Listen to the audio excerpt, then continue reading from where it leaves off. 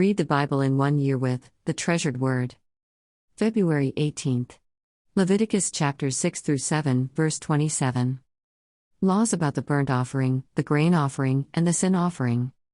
And the Lord spoke to Moses, saying, If a person sins and commits a trespass against the Lord by lying to his neighbor about what was delivered to him for safekeeping, or about a pledge, or about a robbery, or if he has extorted from his neighbor, or if he has found what was lost and lies concerning it, and swears falsely, in any one of these things that a man may do in which he sins.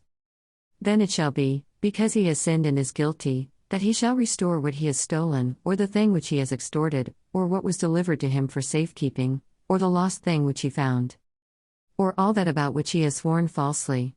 He shall restore its full value, add 1/5 more to it, and give it to whomever it belongs, on the day of his trespass offering. And he shall bring his trespass offering to the Lord, a ram without blemish from the flock, with your valuation, as a trespass offering, to the priest. So the priest shall make atonement for him before the Lord, and he shall be forgiven for any one of these things that he may have done in which he trespasses. The law of the burnt offering. Then the Lord spoke to Moses, saying, Command Aaron and his sons, saying, This is the law of the burnt offering. The burnt offering shall be on the hearth upon the altar all night until morning, and the fire of the altar shall be kept burning on it.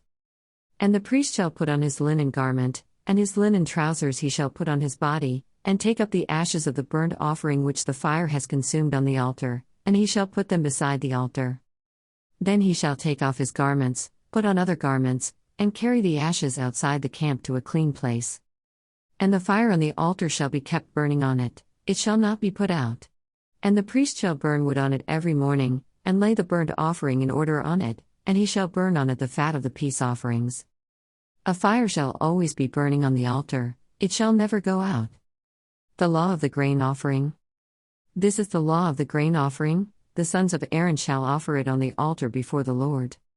He shall take from it his handful of the fine flour of the grain offering, with its oil, and all the frankincense which is on the grain offering, and shall burn it on the altar for a sweet aroma, as a memorial to the Lord. And the remainder of it Aaron and his sons shall eat, with unleavened bread it shall be eaten in a holy place, in the court of the tabernacle of meeting they shall eat it. It shall not be baked with leaven. I have given it as their portion of my offerings made by fire. It is most holy, like the sin offering and the trespass offering. All the males among the children of Aaron may eat it. It shall be a statute forever in your generations concerning the offerings made by fire to the Lord. Everyone who touches them must be holy. And the Lord spoke to Moses, saying, This is the offering of Aaron and his sons, which they shall offer to the Lord, beginning on the day when he is anointed, 1/10 of an ephah of fine flour as a daily grain offering, half of it in the morning and half of it at night. It shall be made in a pan with oil. When it is mixed, you shall bring it in. The baked pieces of the grain offering you shall offer for a sweet aroma to the Lord. The priest from among his sons, who is anointed in his place, shall offer it. It is a statute forever to the Lord. It shall be wholly burned. For every grain offering for the priest shall be wholly burned. It shall not be eaten. The law of the sin offering. Also the Lord spoke to Moses, saying, Speak to Aaron and to his sons, saying, This is the law of the sin offering. In the place where the burnt offering is killed, the sin offering shall be killed before the Lord. It is most holy. The priest who offers it for sin shall eat it. In a holy place it shall be eaten, in the court of the tabernacle of meeting. Everyone who touches its flesh must be holy. And when its blood is sprinkled on any garment, you shall wash that on which it was sprinkled, in a holy place. But the earthen vessel in which it is boiled shall be broken. And if it is boiled in a bronze pot, it shall be both scoured and rinsed in water. All the males among the priests may eat it. It is most holy. But no sin offering from which any of the blood is brought into the tabernacle of meeting, to make atonement in the holy place, shall be eaten. It shall be burned in the fire. The law of the trespass offering. Likewise this is the law of the trespass offering, it is most holy. In the place where they kill the burnt offering they shall kill the trespass offering. And its blood he shall sprinkle all around on the altar. And he shall offer from it all its fat. The fat tail and the fat that covers the entrails. The 2 kidneys and the fat that is on them by the flanks, and the fatty lobe attached to the liver above the kidneys, he shall remove. And the priest shall burn them on the altar as an offering made by fire to the Lord. It is a trespass offering. Every male among the priests may eat it. It shall be eaten in a holy place. It is most holy. The trespass offering is like the sin offering, there is one law for them both, the priest who makes atonement with it shall have it, and the priest who offers anyone's burnt offering, that priest shall have for himself the skin of the burnt offering which he has offered. Also every grain offering that is baked in the oven and all that is prepared in the covered pan, or in a pan, shall be the priest's who offers it.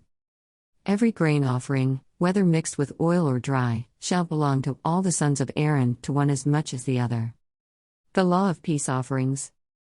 This is the law of the sacrifice of peace offerings which he shall offer to the Lord. If he offers it for a thanksgiving, then he shall offer, with the sacrifice of thanksgiving, unleavened cakes mixed with oil, unleavened wafers anointed with oil, or cakes of blended flour mixed with oil. Besides the cakes, as his offering he shall offer leavened bread with the sacrifice of thanksgiving of his peace offering. And from it he shall offer 1 cake from each offering as a heave offering to the Lord. It shall belong to the priest who sprinkles the blood of the peace offering. The flesh of the sacrifice of his peace offering for thanksgiving shall be eaten the same day it is offered. He shall not leave any of it until morning. But if the sacrifice of his offering is a vow or a voluntary offering, it shall be eaten the same day that he offers his sacrifice, but on the next day the remainder of it also may be eaten. The remainder of the flesh of the sacrifice on the 3rd day must be burned with fire.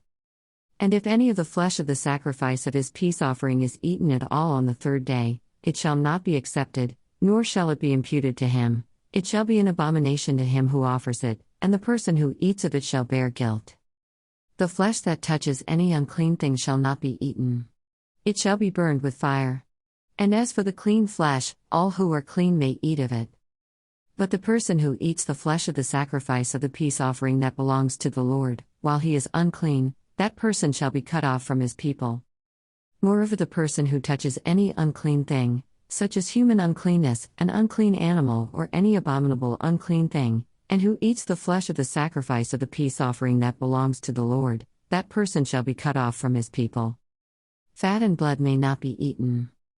And the Lord spoke to Moses, saying, Speak to the children of Israel, saying, You shall not eat any fat, of ox or sheep or goat.